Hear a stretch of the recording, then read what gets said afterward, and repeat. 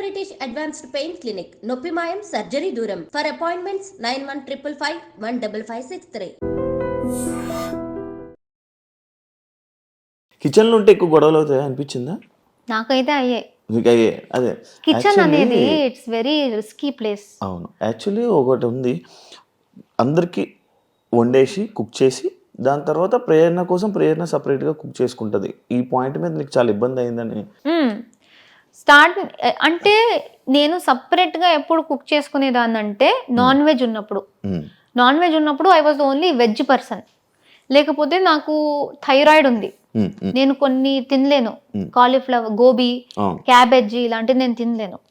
అలాంటి గోబీ ఇలాంటి కర్రీస్ చేసినప్పుడు నేను సపరేట్గా చేసుకోవాలి, ఎందుకంటే నాకు అలర్జీ స్టార్ట్ అయిపోతుంది. సో కొన్ని ప్లేసెస్లో చేసుకోవాలి, చాలా మంది చేసుకున్నారు. మా సీజన్లో టైమర్ ఉంది. సో కష్టం ఏంటంటే ఆ టైంలోనే వంట చేసుకోవాలి. చాలా మంది వాళ్ళ టైం ఉంది కదా నేను చేసుకుంటాను, వాళ్ళు చేసుకున్నప్పుడు ఎవరు పాయింట్అవుట్ చేయలేదు. కానీ నేనేదో చేస్తూ ఉంటే ఇండివిజువల్ కుకింగ్ అన్నారు. ఇప్పుడు విష్ణు కూడా నా మీద ఒకటి వేసింది, సీత నీ వల్లే నువ్వు ఇండివిజువల్ కుకింగ్ చేస్తున్నావు అనేసి సీత వదిలేసింది కుకింగ్ని. కానీ సీత నాతో మాట్లాడిన ఫుటేజ్ ఉంది, ప్రేరణ నీ వల్ల నేను వదిలింది కాదు విష్ణు వల్ల అని చెప్పి. కానీ అక్కడ ఆ విష్ణు నా మీద ఇది వేసినప్పుడు సీత లేదు. సో విష్ణు గట్టిగా నువ్వు చేసావు, అందుకే నువ్వు చేసావు అంటే సీత లేదు డిఫెండ్ చేసుకోవడానికి. నేను చెప్పే మాట, విష్ణు చెప్పే మాట, మీరు ఎవరిని నమ్ముతారో అది వాళ్ళ మీదే ఉంటుంది. So at least I'm very happy that బయట నాకు సపోర్టర్స్ నేను సీతతో మాట్లాడింది మొత్తం రికార్డ్ చేసి వాళ్ళు పెట్టారు. సో సీత చెప్పింది ప్రేరణ వల్ల కాదు అనేసి. ఈ చిన్న చిన్న ప్రూఫ్ లేకపోతే నా కోసం వీళ్ళు బయట చేశారు, అది లేకపోతే అందరూ నేను ఇలానే అనుకుంటారు. నాకు దోశ విషయం స్టార్టింగ్ లో కూడా అలానే జరిగింది. విష్ణు మొత్తం ఏడ్ చేసింది దోశలో.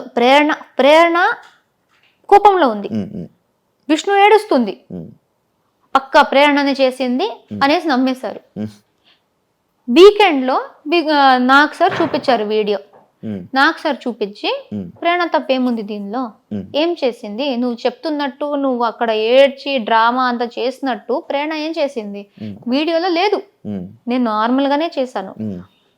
So this is the thing that నాకు కూడా ప్రూఫ్ ఉంది దాట్ జనాలు ఎలా అయినా చెప్తారు, కానీ దానికి ప్రూఫ్ ఉంది దట్ నేను చేయలేదు. ఆ ప్రూఫ్ చూపించకపోతే హౌస్ మేట్స్ మొత్తం నా మీద నామినేషన్ వేసేవారు. ఆ మండే పక్కా వేసేవారు, నువ్వు ఒక దోశ గురించి ఎలా అలా వేస్తావు అనేసి. ఆ ప్రూఫ్ వచ్చేసింది కాబట్టి నమ్మారు, వీడియో ఉంది కాబట్టి నమ్మారు. చాలా అలాంటిది జరిగాయి. ప్రతిసారి నేను ఒక వీడియో అడగలేను కదా. సో అది ఎందుకో మీరు అడగొచ్చు, దట్ కొంతమంది అడిగారు కూడా, మీకే ఎందుకు జరిగింది ఒక్కరు చెప్పొచ్చు. కానీ చాలా మందిది కూడా మీకు ప్రూఫ్ తెచ్చి మరీ పెడతా నేను. బట్ మీరు నమ్మేది మీద ఉంది అంతే, ఎవరు ఎలా తీసుకుంటే అలా. పృథ్వీది మీది రివెంజ్ నామినేషన్ జరిగాకే ప్రేరణ గేమ్ మారింది అంటే మీరు ఏమంటారు? ఏదైతే రివెంజ్ నామినేషన్ మీకు జరిగింది, పృథ్వీ మిమ్మల్ని నామినేట్ చేశాడో దాని తర్వాత ప్రేరణ గేమ్ మారింది. నాకు పర్సనల్ గా తెలీదు, చూసే వాళ్ళకి ఎలా కనిపించిందో కూడా నాకు తెలీదు. నేను హౌస్ లో ఉన్నప్పుడు చెప్పాను, ఆ కిల్లర్ గర్ల్స్ అనేది జరిగిందో నాకు లోయెస్ట్ పాయింట్ హౌస్ లో. సో ఇమోషనలీ కొన్ని డేస్ కి నేను దానిలో ఎఫెక్ట్ అయ్యా. సో కొన్ని డేస్కి అది ఎఫెక్ట్ అయింది కనిపించుండొచ్చేమో, కానీ గేమ్ మారింది అని నాకు తెలీదు. జనరల్గా నేను ఎలా ఉన్నానో అలా ఆడాను. బట్ ఒకటి ఎఫెక్ట్ అయినప్పుడు దానికి కొంచెం ఎఫెక్ట్ ఉంటుంది కదా, కనిపిస్తుంది కదా. నేను రోబోట్ కాదు. నేను నార్మల్గా తీసుకున్నా ఆ డెసిషన్ని. ఇప్పుడు ఇది కూడా ఒక ఎగ్జాంపుల్. నేను పృథ్వీ కాకుండా ఎదుటి వాళ్ళ మీద వేస్తే గ్రూప్లో వేస్తున్నారు, గ్రూప్ గేమ్ ఆడుతున్నారు అని చెప్పొచ్చు. కానీ అక్కడ నేను ఏ బయస్ లేకుండా గ్రూప్ ఉండకూడదు అనేసి పాయింట్స్ నీట్గా వినేసి ఏది నాకు బెటర్ అనిపించిందో నాకు పృథ్వీకి ఎక్కడ హర్ట్ అయింది. నేను నీ క్లాన్లో ఉన్నా, నువ్వు నన్ను ఎలా వేస్తావు? క్లాన్ మేట్ని వేయకూడదు కదా, ఎదుటి వాళ్ళని వేయాలి కదా. నన్ను ఎందుకు వేసావు అని పృథ్వీ కోపం వచ్చి పృథ్వీ నా మీద వేసాడు. సో నాకేం అర్థం అవ్వట్లేదంటే అది ఏదో నేను ప్లాన్ చేసి నాకు పృథ్వీ నచ్చకుండా నేను అప్పుడు దాకా పృథ్వీని వేయలేదు. అండ్ మా మధ్య ఏ గొడవ ఏ డిసగ్రిమెంట్ ఏం జరగలేదు. సో నాకేముంటది సడన్ గా నీ మీద ఏదో వేయడానికి. అక్కడ నార్మల్ గా తీసుకున్నా కానీ అదేదో స్ట్రాటజీలా అనుకున్నారు. I don't understand. అండ్ అప్పుడు నాకు బాధ వేసింది దట్ నేను నార్మల్ గా ఆడడానికి ట్రై చేసినా మొత్తం నా అగేన్స్ట్ అయిపోయారు అనేసి. దట్ వాజ్ మై లో పాయింట్. వైల్డ్ కార్డ్ వచ్చినప్పటి నుంచి డే 1 నుంచి హరితేజకి నీకు ఎందుకు పడేది కాదు? డే 1 నుంచి కాదు, నాకు హరితేజ గారికి చాలా మంచి బాండింగ్ అయింది స్టార్టింగ్ లో. కిల్లర్ గర్ల్స్ దాకా వి వర్ సో క్లోజ్. అందుకే నాకు షాక్ అయింది కిల్లర్ గర్ల్స్ తర్వాత మా మధ్య ఎలాంటి సిచ్యువేషన్ జరిగిందో. I was in complete shock. ఎందుకంటే కిల్లర్ గర్ల్స్ దాకా నాకు ఇంట్లో అందరికన్నా ఎక్కువ నచ్చింది హరితేజ గారే. అప్పుడు దాకా I thought she is a beautiful person. అసలు నాకు చాలా కనెక్ట్ అయ్యారు, మా వైబ్స్ మ్యాచ్ అయ్యాయి.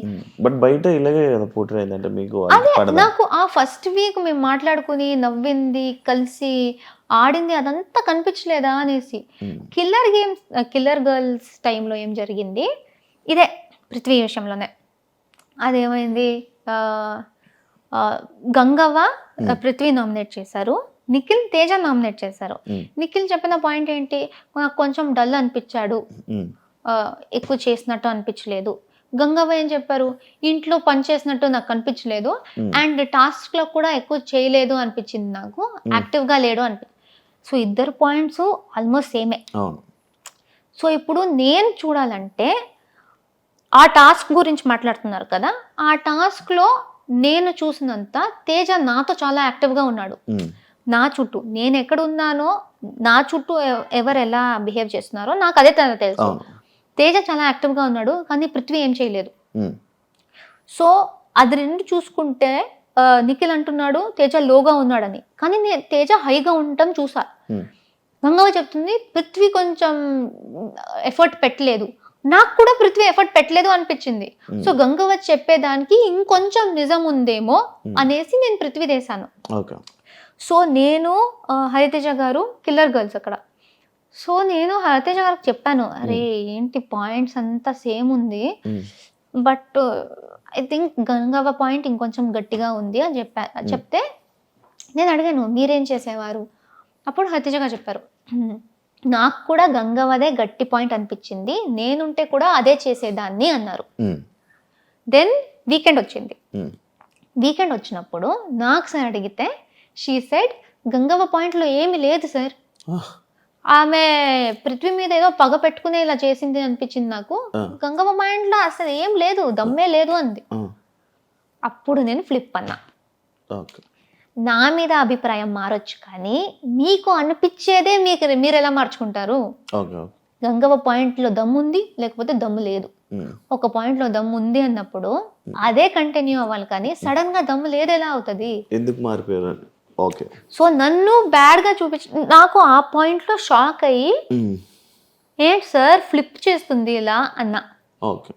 అండ్ నాకు అది అలా చెప్పింది నాకు అసలు, ఎందుకంటే అప్పుడు దాకా మా ఇంటరాక్షన్ బాగుంది.